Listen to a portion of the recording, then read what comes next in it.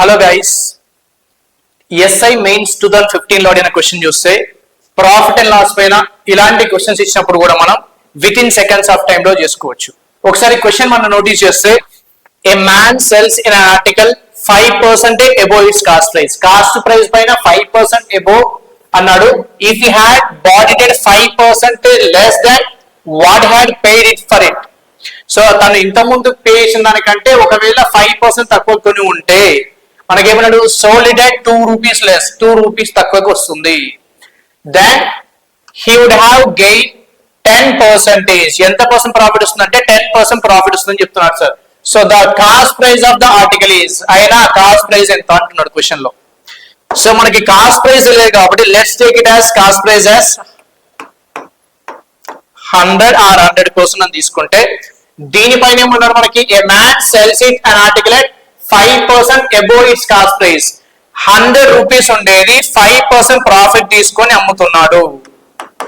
Selling price ఎంత sir అంటే 5% profit, 100 లో 5% అబోవ్ అంటే 105 అవుతుంది.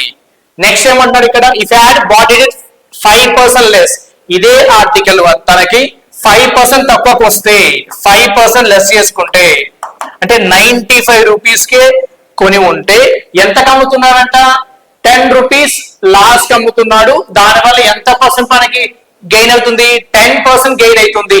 10% గెయిన్ అంటే 95 పైన 10%.